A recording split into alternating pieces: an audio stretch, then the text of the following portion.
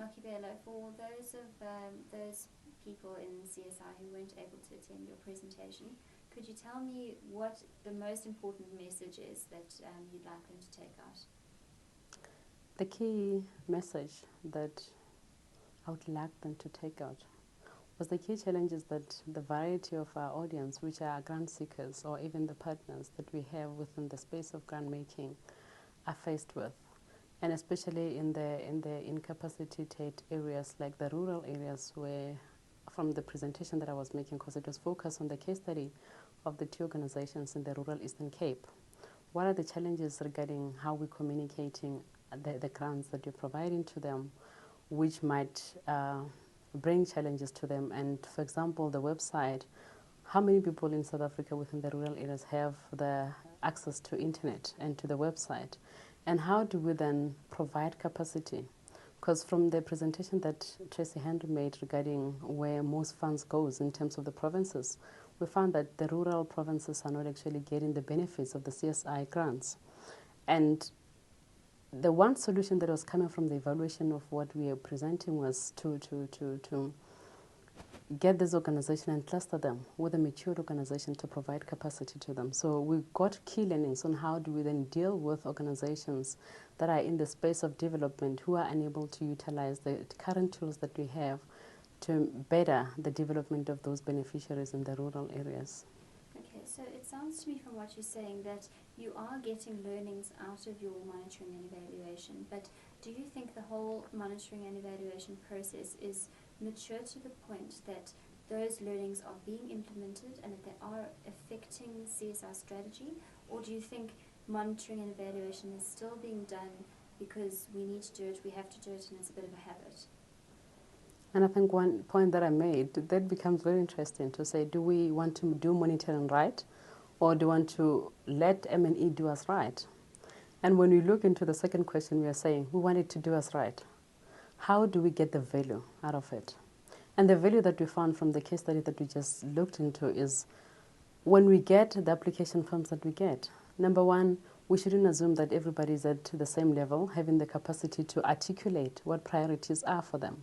So the results are assisting us currently, which is what we are going to look into the strategy. How do we get the emerging organizations into the CSI space to ensure that the development of the beneficiaries becomes optimum to them? And how do we make sure that we build the capacity of those organizations to ensure that the developments, even the projects or services that they're providing, become sustainable? So those were the key, that we are in a learning environment as the CSI. Monitoring and evaluation hasn't been our language and hasn't been one of the activities, but we are taking that road to say we need to learn from that, because monitoring and evaluation is about reflecting. So when you reflect, you need to actually practice with that knowledge. It brings new insights. How we utilize those new insights to build our work, that's what matters. And I think we are going there. Great. And this might be a silly question to ask somebody who is the monitoring and evaluation manager at Tshikululu, but how important do you think monitoring and evaluation is? Do you think it's being underutilized? And perhaps that relates to the previous question. And do you think there's enough training given to grant makers and also indirectly to NGOs about how to monitor their programs properly? Monitoring and evaluation, it's a new discipline. It has been quite a while in the boardroom, not within the practice. So we are in a road of taking it out of the boardroom.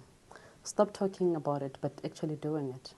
And that will actually highlight that there's a need for capacity building to both the grant makers and both the grantees. Number one, on the grant makers, there's one article that just has been released on the social investors that talks about when it goes upside down, monitoring and evaluation. And that allude to you that there are challenges with how monitoring and evaluation has been practiced in South Africa, that the knowledge has resided much with the consultants. They have never taken that control on capacitating the users of evaluation, and that is key to understand why are you utilizing evaluation. Do you want it for development or do you want it to punish people?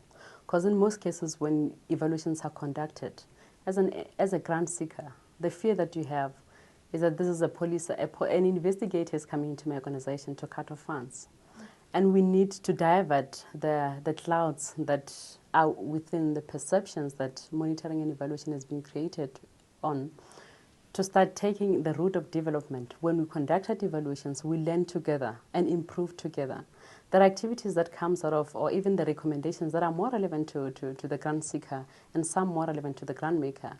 And we need to sit together and start designing an implementation plan on how we're going to roll out those recommendations that have been made. And in so doing, we will definitely be bringing the value, or even, what is the right word? Restoring the value of monitoring and evaluation into the work that we're doing by practicing, not actually preaching that this is the value. And you do some opposite things when you have to practice that.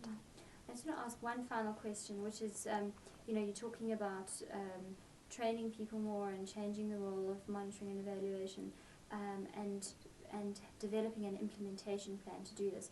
If there's one thing that you could put into that implementation plan, one thing that you would do to change the status of monitoring and evaluation, and you have a magic wand if you like, then what would that one action be?